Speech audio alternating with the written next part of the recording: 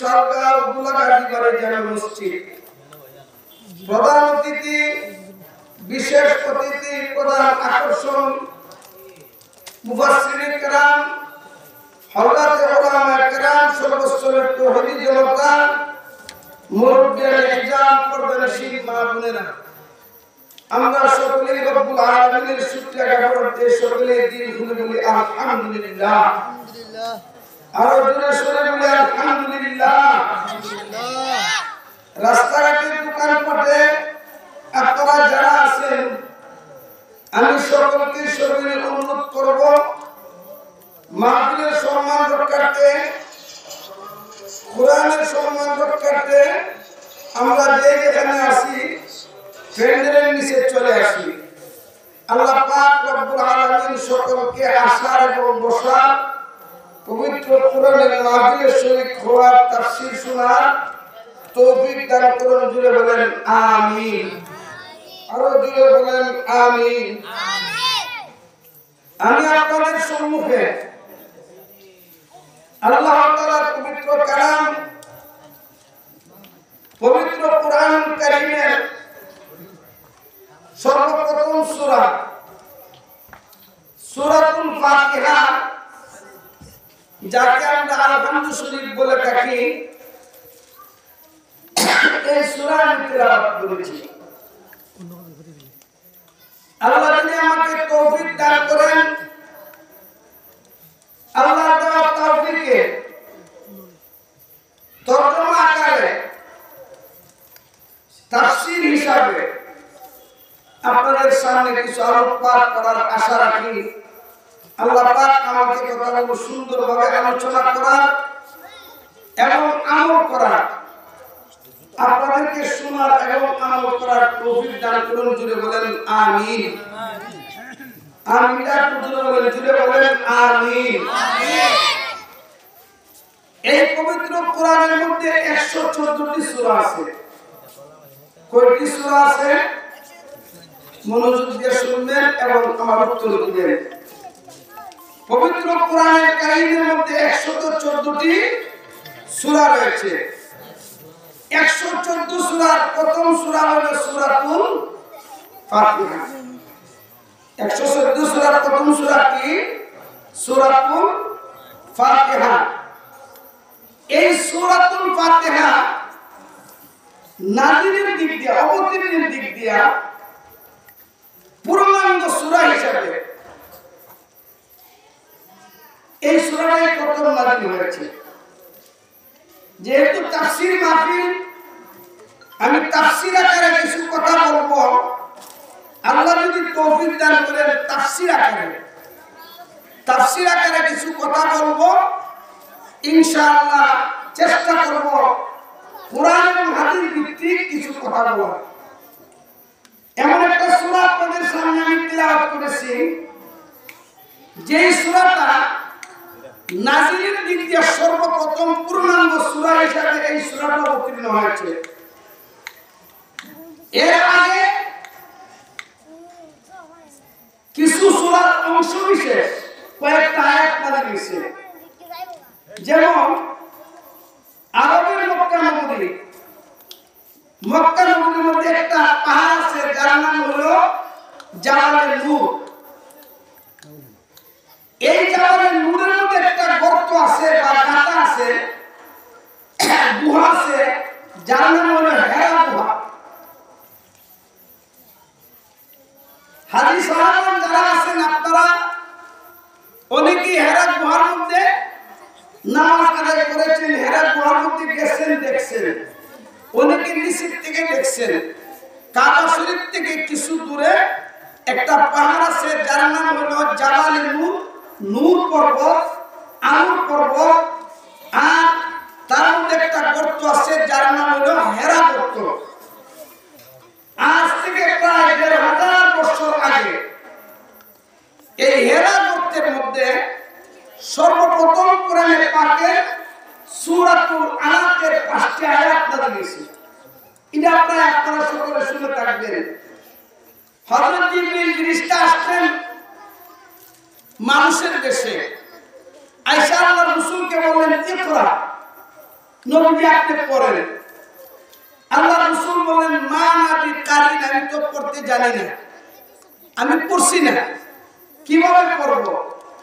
জিবরিল ফেরেশতা চাপ দিলেন, চাপ দিয়ে ছেড়ে দিলেন, দিয়া বলেন ইকরা, আপনি পড়েন। আল্লাহ রাসূল পূর্বের মতন উত্তর দিলেন মা নাবি কারিন, আমি তো পড়তে জানি না। এরপর আল্লাহ রাসূল তৃতীয়বার চাপ দিলেন, চাপ দিয়ে আল্লাহ রাসূলকে জিবরিল ফেরেশতা আল্লাহ রাসূলকে চাপ দিয়ে বললেন ইকরা বিসমি রাব্বিকাল্লাযী খালাক খালাকাল ইনসানা মিন আলাক ইকরা রাব্বুকাল আকরাম আল্লাযী আল্লামা বিল কলম আল্লামাল ইনসানা মা লাম ইয়ালাম। সুবহানাল্লাহ। এই সর্বপ্রথম সূরা আলাকের 5টি আয়াত নাযিল হলো। এরপরে সূরা মুদাসসিরের কয়েকটা কিছুদিন ওহী বন্ধ ছিল। এরপরে সূরা মুদাসসিরের প্রাথমিক কয়েকটা আয়াত নাযিল হলো। জিবরিল ফেরেশতা আয়াত তেলাওয়াত করলেন, ইয়া আইয়ুহাল মুদাসসির কুম ফাআনদির ওয়া রাব্বাকা ফাকাব্বির ওয়া সিয়াবাকা ফাতাহহির। সুবহানাল্লাহ। এই আয়াতগুলো নাযিল হলো। তাহলে সূরা মুদাসসিরের প্রথম কয়েকটা আয়াত নাযিল হলো এবং সূরা ইকরা বিসমি রাব্বিকা এই সূরার প্রথম 5টা আয়াত নাযিল হলো। পূর্ণ সূরা হিসাবে যে সূরাটা নাযিল হলো সর্বপ্রথম, এই সূরাটার নাম হলো সূরা ফাতিহা। এই সূরাটার নাম কি? খুব গভীর মনোযোগ দিয়া বয়োবৃদ্ধ মানুষ যারা আছে জীবন কাটাই না, মা যারা আছে জীবন কাটাই না, আমি সূরাটা কেন তিলাওয়াত করলাম এর বিশেষ রহস্য আছে। এই নাযিলের দিক দিয়া সর্বপ্রথম পূর্ণাঙ্গ সূরা হিসেবে এই সূরাটা নাযিল হয়েছে।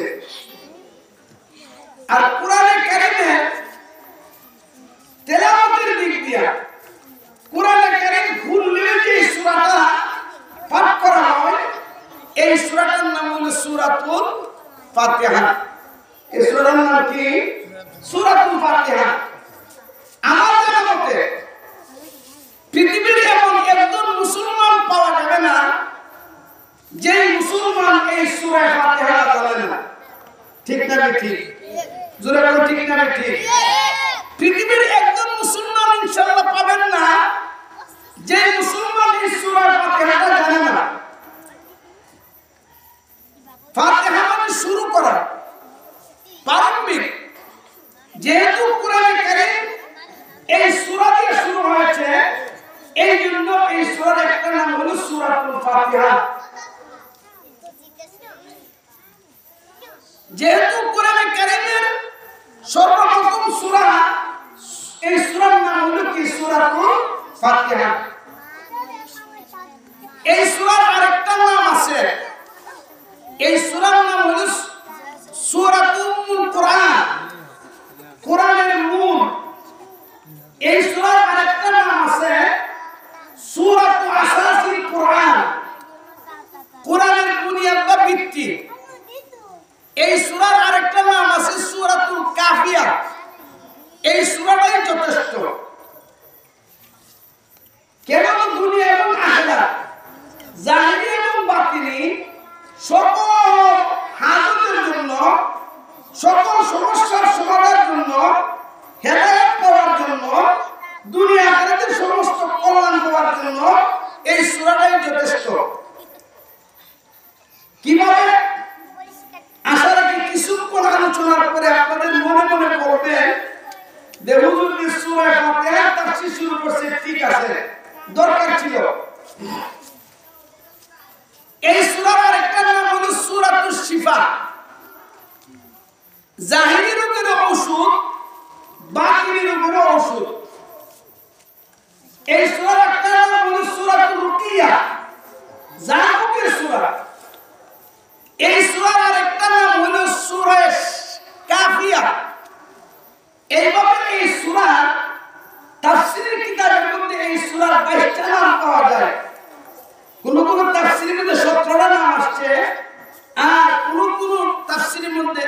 সূরার 22টা নাম আছে। যেহেতু এই সূরার একটা নাম হলো সূরাতুত তালিবিল মাসআলা, অর্থাৎ দুয়ার সূরা। এই সূরার মধ্যে হেদায়েতের দোয়া আছে, দুনিয়া আখিরাতের সমস্ত চাওয়ার দোয়া আছে। এই জন্য সূরার নাম হলো সূরাতুত তালিবিল মাসআলা। এই সূরার আরেকটা নাম হলো সাবএ মাসানি। জুড়ে বলেন আল্লাহু আকবার। এই সূরার একটা নাম হলো সাবএ মাসানি। এটা বারবার তেলাওয়াত করার সূরা। ফরজ নামাজ পড়েন, নফল নামাজ পড়েন, তাহাজ্জুদ নামাজ পড়েন, ইশরাকের নামাজ পড়েন, চাশতের নামাজ পড়েন, আওয়াবিন নামাজ পড়েন, তারাবির নামাজ পড়েন, তওবার নামাজ পড়েন, সূরাতুল হাজর নামাজ পড়েন, নফল পড়েন, ফরজ পড়েন, ওয়াজিব পড়েন, যে নামাজই পড়েন প্রত্যেক রাকাতে এই সূরা পড়া ওয়াজিব। সুবহানাল্লাহ তো কইতেন না? এই জন্য সূরার নাম হলো সূরা সাবএ মাসানি।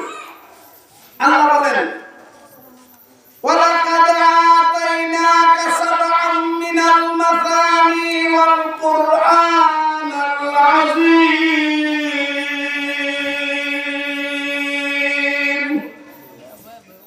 ও নবীজি, আপনাকে এমন একটা সূরা দান করেছি যে সূরাটা বারংবার পাঠ করা হবে। ঠিক না বেটি? এই সূরা কি করতে হবে? বারংবার তিলাওয়াত করতে হবে। মুফাসসিরিনে কেরাম লেখেন তাওরাতের মধ্যে, জাবুরের মধ্যে, ইনজিলের মধ্যে,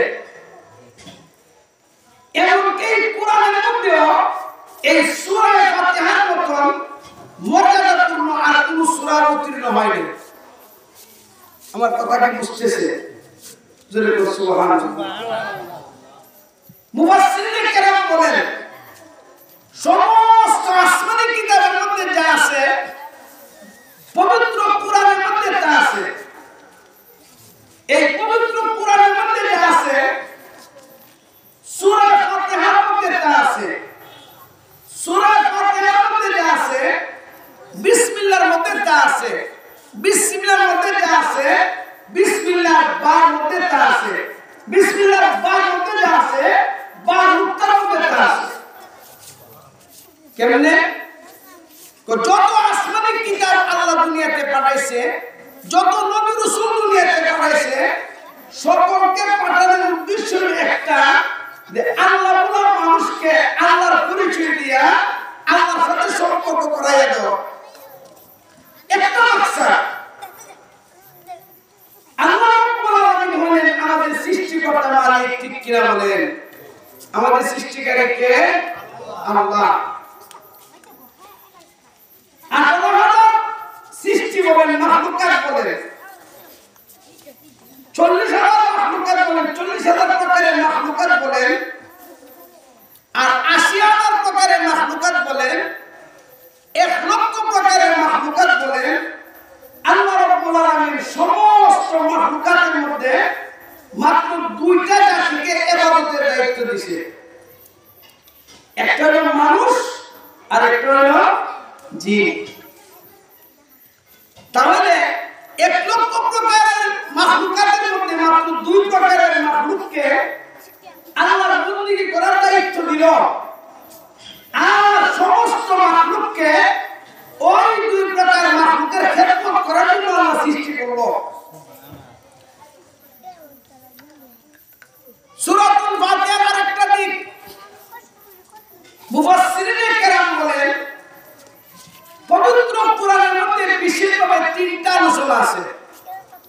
কয়টা আলোচনা আছে? 3টা আলোচনা। গোটা পবিত্র কোরআনের আলোচনার নির্দেশ হলো 3টা। এক নম্বর হলো আল্লাহর পরিচয়। সুবহানাল্লাহ। কার পরিচয়? আল্লাহর পরিচয়। আল্লাহ কি করেন, বান্দার সাথে আল্লাহর সম্পর্ক কি, আল্লাহর বান্দা কেন বানাইলেন, এই আল্লাহর পরিচয়।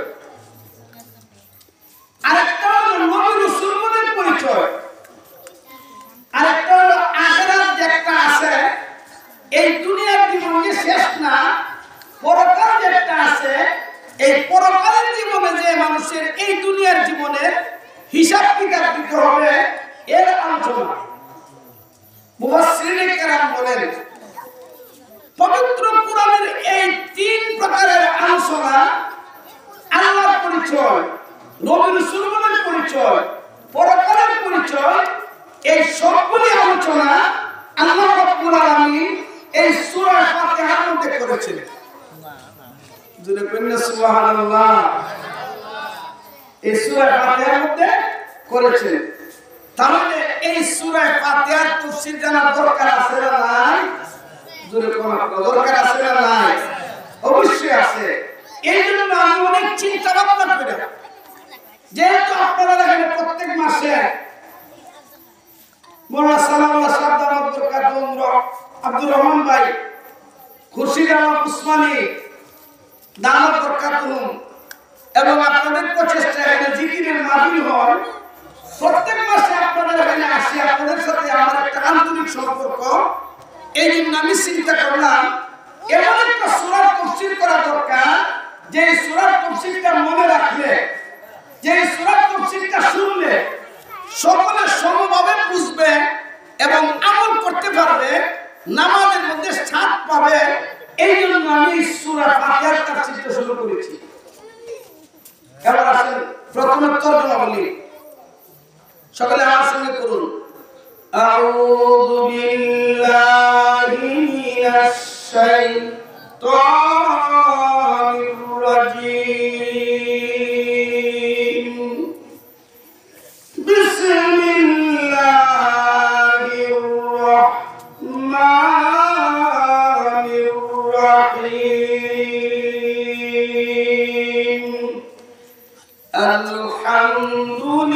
আলহামদুলিল্লাহি রাব্বিল আলামিন। সবাই বলেন আলহামদুলিল্লাহি রাব্বিল আলামিন।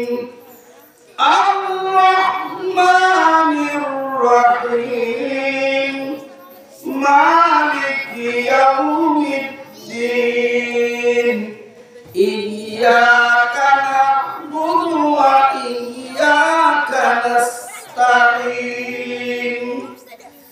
ইহদিনাস সিরাতাল মুস্তাকিম। সিরাতাল লাযীনা আন'আমতা আলাইহিম গায়রিল মাগদুবি আলাইহিম ওয়ালাদ-দাল্লিন। তুই বলেন আলহামদুলিল্লাহ, সমস্ত প্রশংসা, আলহামদুলিল্লাহ সমস্ত প্রশংসা। মুফাসসিরুন বলছেন যত প্রশংসা অতীতে হয়েছে, যত প্রশংসা অতীতে হয়েছে, যত প্রশংসা বর্তমান হচ্ছে, যত প্রশংসা কিয়ামত পর্যন্ত হবে। রইসুল মুফাসসিরিন আল্লামা শেখ সিরাজুল ইসলাম বড় হুজুর রাহমাতুল্লাহর কাছে আমি পয়সা তাফসীর করতাম, হুজুর আমাকে পড়াইতেন। ওই সময় হুজুর বলছেন আলহামদুলিল্লাহ সমস্ত প্রশংসা, সমস্ত প্রশংসা করতে যত প্রশংসা হয়েছে, যত প্রশংসা হচ্ছে, কিয়ামত পর্যন্ত যত প্রশংসা হবে। কথা বুঝতেছেন? যত প্রশংসা হয়েছে, যত প্রশংসা হইতেছে, কিয়ামত পর্যন্ত যত প্রশংসা হবে, সমস্ত প্রশংসা লিল্লাহ। লিল্লাহ তো আল্লাহর জন্য, লাম তো জন্য, আল্লাহর তো আল্লাহ। যত প্রশংসা হয়েছে, যত প্রশংসা হইতেছে, যত প্রশংসা হবে, সমস্ত প্রশংসা কার জন্য? লিল্লাহ, আল্লাহর জন্য।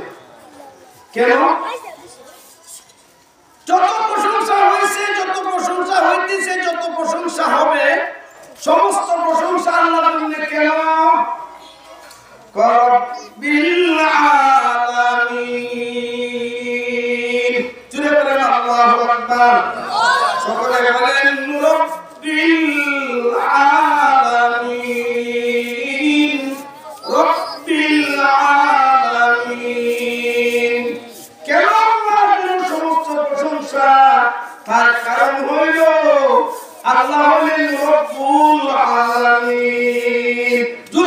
সুবহানাল্লাহ। আল্লাহ রাব্বুল আলামিনের অর্থ কি? রব্বুল আলামিন রব অর্থ প্রতিপালক, পালনকর্তা। রব অর্থ কি? প্রতিপালক, পালনকর্তা। পালনকর্তা রব কাকে বলা হয়?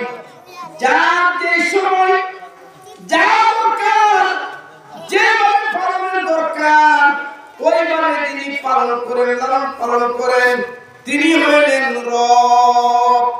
সুবহানাল্লাহ। আল্লাহর প্রশংসা করব কেন? তিনি হলেন আমার রব। তিনি হলেন আমার রব। রব অর্থ পালনকর্তা। তিনি আমার পালনকর্তা। সমস্ত মাখলুকের পালন করার জন্য যাকে যেভাবে যে দরকার, সমস্ত দরকার প্রয়োজন মিটাইয়া যিনি লালন পালন করেন তাকে বলা হয় রব। সুবহানাল্লাহ। আল্লাহ কেমন রব দেখেন। আব্দুল্লাহ ইবনে দিনার আর মালিক ইবনে দিনার, খুব খেয়াল করবেন। আল্লাহ মালিক ইবনে দিনার রাহমাতুল্লাহ আলাইহি বলেন, আমি একবার হজের উদ্দেশ্যে রওনা দিলাম। মাঝে মাঝে দুইটা ঘটনা বললে আমাদের লোক আপনার সহজ বুঝবেন। আল্লাহ সমস্ত মাখলুকাতের রিজিক পৌঁছায়া দেন। একটা হাঁসের বাচ্চা ছোটবেলা, সে ডিমের থেকে ফোটার সঙ্গে সঙ্গে পানির মধ্যে যায় সাঁতার কাটে। হাঁসের বাচ্চা পানির মধ্যে ফুটার বা ডিম থেকে ফুটার কয়েক ঘন্টা পরে সাঁতার কাটে। আপনি পারবেননি? একটা মুরগির বাচ্চা ডিম থেকে ফুটার সঙ্গে সঙ্গে সে আহার খেতে পারে, মানুষের বাচ্চা পারবে না। একটা গরুর বাচ্চা কয়েক ঘন্টা পরে দৌড়াদৌড়ি করে, লাফালাফি করে, আপনি কিন্তু পারবেন না। কেন? মুসা আলাইহিস সালাম এবং হারুন আলাইহিস সালাম যখন ফেরাউনকে দাওয়াত দেওয়ার জন্য গিয়েছিলেন, ফেরাউন মুসা এবং হারুন আলাইহিস সালামকে প্রশ্ন করেছিলেন, ফামান রাব্বুকুমা ইয়া মুসা? ক্বালা রাব্বুনা আল্লাযী আ'তা কুল্লা শাইইন খালকাহু সুম্মা হাদা। সুবহানাল্লাহ। তিনি হলেন আমাদের রব। যাকে যেভাবে যেই গঠন তৈরি করার দরকার সেই গঠন তৈরি করে, যার যেভাবে রিজিক দেওয়ার দরকার সেইভাবে রিজিক পৌঁছায় দেয়। মনে সালাম যে মালিক ইবনে দিনার, তিনি বললেন হজের উদ্দেশ্যে রওনা দিলাম। হজের উদ্দেশ্যে রওনা দিয়ে হঠাৎ করে মরুভূমিতে আমি যাচ্ছি, মরুভূমিতে যাওয়ার সময় হঠাৎ করে দেখলাম একটা কাক মরুভূমিতে আওড়াতেছে, আর তার মুখের মধ্যে তাজা রুটি। সৌদের রুটি দেখছেন না, মোটা মোটা রুটি, হ্যাঁ, রুটি নিয়ে কাক মরুভূমিতে আওড়াতেছে। আল্লাহর মালিক ইবনে দিনার বলেন, আমি চিন্তা করলাম এই আস্তা রুটি নিয়ে কাক আওড়াতেছে, নিশ্চয়ই তার কোনো রহস্য আছে। আল্লাহর ওলি দ্বারা তারা সবকিছু নিয়ে একটু গবেষণা করে গেলেন। ইমাম শাফি রাহমাতুল্লাহ আলাইহি জিজ্ঞেস করলেন, আল্লাহ দেখবেন আছে, আপনি কিভাবে বুঝলেন? ইমাম শাফি রাহমাতুল্লাহ বলেন, আল্লাহ দেখবেন আছে, আমি কিভাবে বুঝলাম? আমি একটা তুত গাছের পাতা দিয়ে আল্লাহকে চিনছি। বলে, আপনি তুত গাছের পাতা দিয়ে আল্লাহকে কিভাবে চিনলেন? কয়েক তুত গাছের পাতাটা যখন গরু খায়, গাভী খায়, তখন তার থেকে গোবর বের হয়। আর এই তুত গাছের পাতাটা যখন হরিণী খায়, তখন তার থেকে মৃগনালী ও পুষ্টি বের হয়ে আসে। আর যখন এই তুত গাছের পাতাটা রেশম পোকা খায়, তার থেকে রেশমি বের হয়ে আসে, রেশম বের হয়ে আসে। যে আল্লাহ একটা গাছের পাতার মধ্যে এমন গুণ রেখেছেন, গরু ছাগল খাইলে গোবর বের হয়, আর হরিণী খাইলে কুস্তুরি বের হয়। আর রেশম পোকা খাইলে রেশম বের হয়। এর দ্বারা বুঝতে পারলাম নিশ্চয় তার পাশে একজন সত্যি কাজ করে, তিনি হইলেন আমার আল্লাহ। বর্গে দরহতানে সবজ দরনজরে হুশিয়ার, হারকে দফতরি তার মারফতে তীরদেগার। বড়ই গাছের সবুজ পাতায় বুদ্ধিমানের চোখেতে, মারফতের কেন্দ্র আছে গাছের প্রতি পত্রতে। সুতরাং আল্লাহ বলেন আমার রব, আমার রব একমাত্র আল্লাহ। আল্লাহর কাছে আমার সব তুলে বলেন আল্লাহু আকবার। আসসালামু আলাইকুম। কে বলতেছেন? জি, আমি বয়ান করতেছি, তাফসীর করতেছি। তাফসীরে তো জিকির করেন লা ইলাহা ইল্লাল্লাহ, লা ইলাহা ইল্লাল্লাহ। জোরে জোরে লা ইলাহা ইল্লাল্লাহ।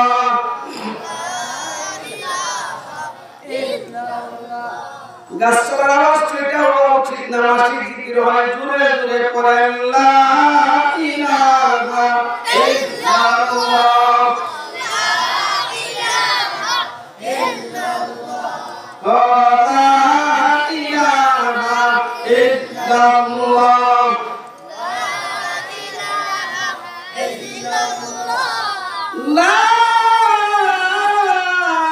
ইলাহা ইল্লাল্লাহু মুহাম্মাদুর রাসূলুল্লাহ সাল্লাল্লাহু আলাইহি ওয়াসাল্লাম। আল্লাহর ওলি মালিক ইবনে দিনার রাহমাতুল্লাহ আলাইহি তিনি বলেন, হঠাৎ করে দেখলাম কাকটা একটা গাছের উপরে বসছে। আমাদের রবকে আল্লাহ, আর আমাদের রবকে রব তো পালন কর্তা, আমাদেরকে লালন পালন করে কে? আমাদেরকে সৃষ্টি করেছেন কে? আবার যাইতে হবে কার কাছে? আল্লাহর কাছে। এই জায়গায় তো আসল মাসলা, আল্লাহর কাছে যাইতে হবে। আল্লাহ বলেন ওয়াত্তাকু ইয়াওমান তুরজাউনা ফীহি ইলাল্লাহ সুম্মা তুওয়াফা কুল্লু নাফসিন মা কাসাবাত ওয়া হুম লা ইউযলামুন। ওই দিনকে ভয় করো যেদিন আল্লাহর দরবারে যাইতে হবে, তোমার জীবনের কর্মকাণ্ডে হিসাব দিতে হবে। ভালো কাজ করলে ভালো ফল পাবে, মন্দ কাজ করলে মন্দ ফল পাবে। তোমার পূজা করবা, তোমার সামনে ইনশাআল্লাহ আসবে ভালো ফল দ্বারা কে কি পাইছে আর মন্দ ফল দেখে কি পাইছে।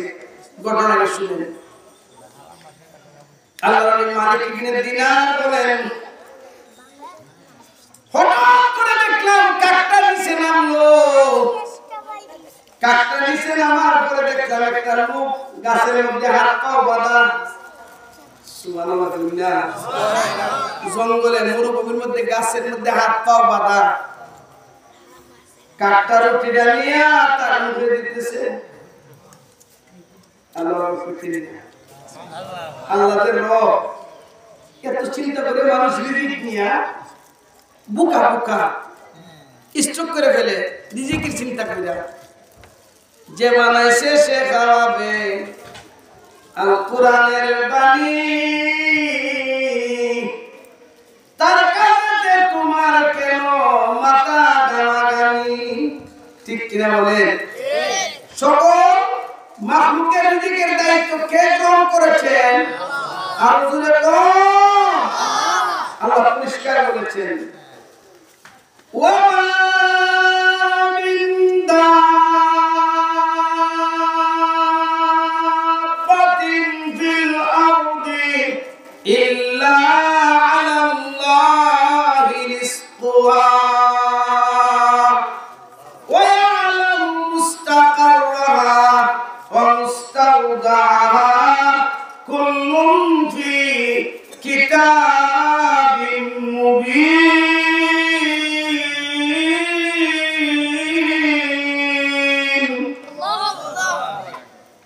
মানুষ কই মারা যাবে, কোথায় তার দাফন হবে, কোন কবরে সে থাকবে, সব লেখা আছে। এই জন্য কবি বলে, শুনিস না কারো কথা, আপন পথে চল আপনি। শুনিস না কারো কথা, আপন পথে চল আপনি। কেউ পারে না টেকাতে বিধাতারি আদেশ বাণী। ঠিক কিনা বলেন? আপনার আমার দায়িত্ব ইবাদত করা। আল্লাহ জান্নাত দিবেন না জাহান্নাম আল্লাহ জানে। আপনি আমার আমল করে আল্লাহর কাছে চাইতে হবে। ঠিক কিনা বলেন? শুনিস না কারো কথা, আপন পথে চল আপনি। কেউ পারে না টেকাতে বিধাতারি আদেশ। আল্লাহর মালিক ইবনে দিনার তিনি বলেন, আমি একটু দূরে দাঁড়াইলাম তামসা দেখার জন্য, ক্ষুদ্র দেখার জন্য।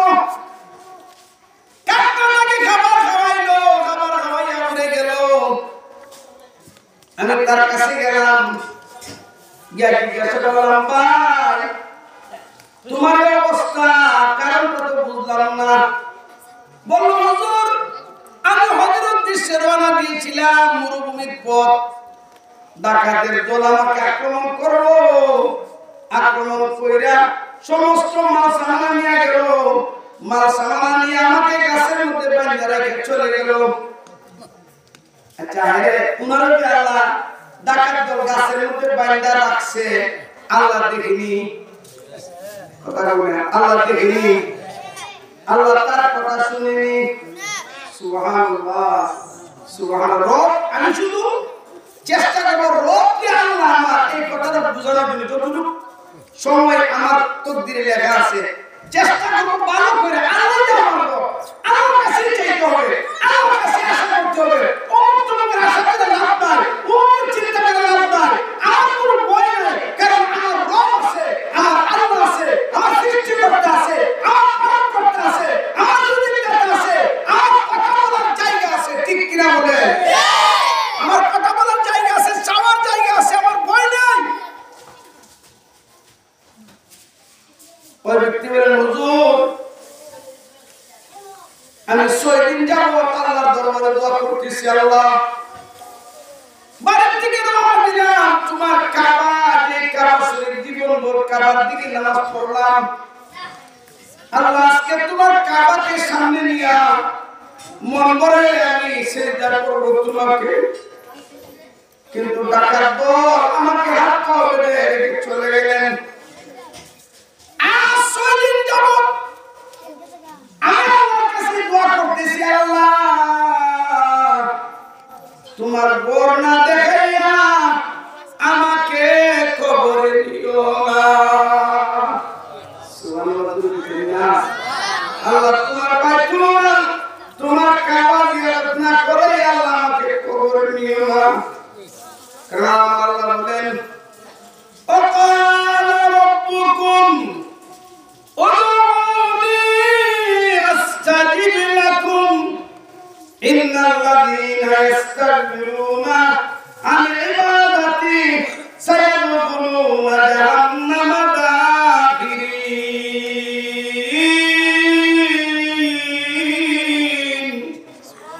আমার আল্লাহ বলেন, আমার কাছে চাও, বিপদে পড়ছো আমাকে, দিনগ্রস্ত হয়ে গেছো আমাকে, দুশ্মনের কষ্ট দে, তোমার মনের ব্যথাটা আমার কাছে কও, মানুষ তোমাকে যন্ত্রণা দে আমার কাছে বলো।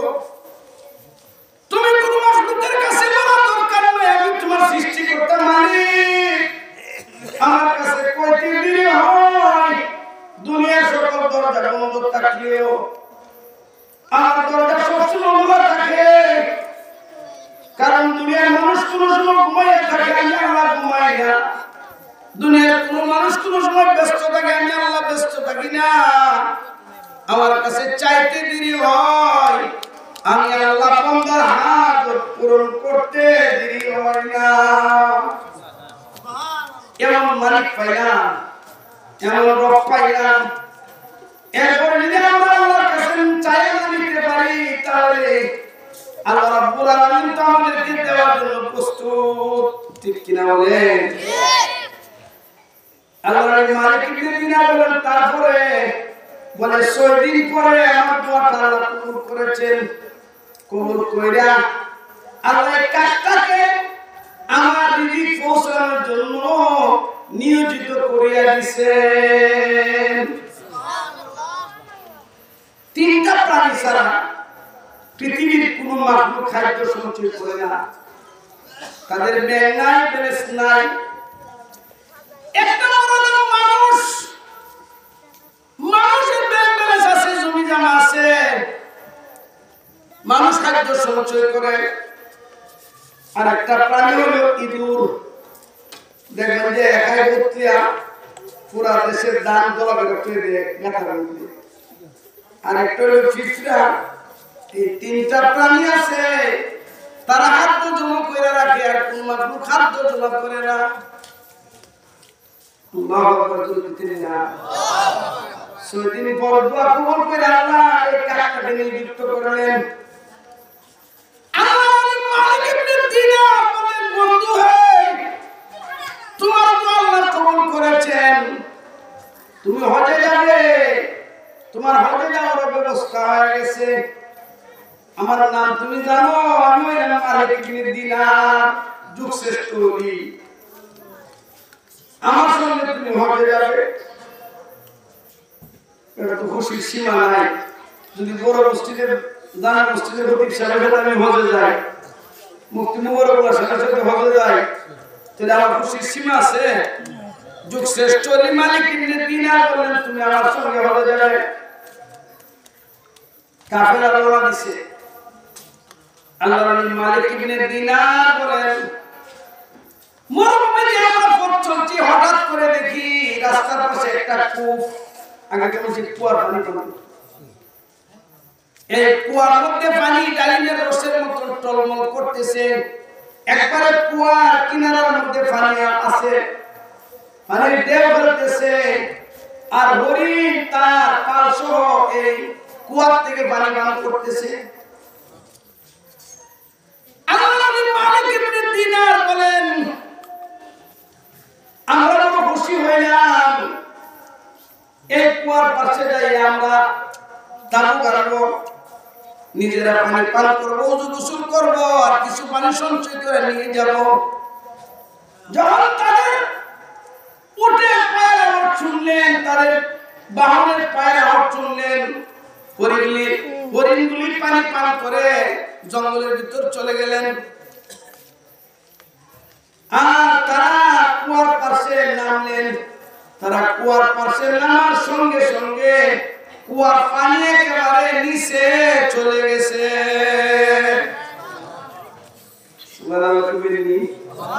বলেন আল্লাহু আকবার। আবার বলেন আল্লাহু আকবার। আল্লাহর মালিক ইবনে দিনার ডাক দিয়ে বলল, আল্লাহ তোমার সূক্ষ্ম কুদরত আল্লাহ বুঝার নাই, আল্লাহ তোমার সূক্ষ্ম কুদরত বুঝার নাই। এই সমস্ত মাখলুকাতের মধ্যে আল্লাহ আমরা তোমাকে সিজদা করি, তোমার পায়ে পায়ে পড়ি, আবার যাব তোমার ঘর বাইতুল্লাহ জিয়ারতের উদ্দেশ্যে। আমরা পানি পান করতে আসলাম, পানি নিচে চলে গেল, আর হরিণগুলো তোমাকে সিজদা করে না, তারা পানি পান করতে আসতো, পানিগুলো তুমি উপরে তুলে দিলে, আল্লাহ তোমার কুদরত বুঝলাম না। গায়ের থেকে আওয়াজ আসলো, মালিক ইবনে দিনার সাবধানে কথা কও, সাবধানে কথা কও, আল্লাহ তুমি বুঝলাম না, ব্যাপারটা তো বুঝতেছি না। গায়ের থেকে আওয়াজ আসলো, মালিক ইবনে দিনার তোমরা যখন বাড়ির থেকে রওনা দিয়েছিলে, তোমরা আসার সময় একটা বালতি সাথে নিছো, আর একটা রশি সাথে নিছো। বালতিটা নিছো এই জন্য কোন কুয়া পাইলে পানি তুলবা, আর রশিটা এই জন্য নিছো বালতির মধ্যে বাঁধা পানি তুলবা।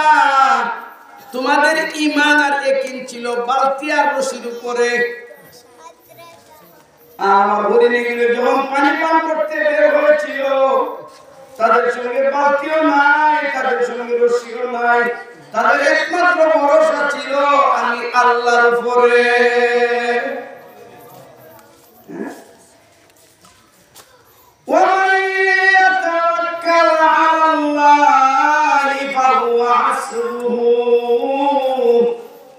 আল্লাহর উপর যারা ভরসা করে আল্লাহ তার জন্য যথেষ্ট।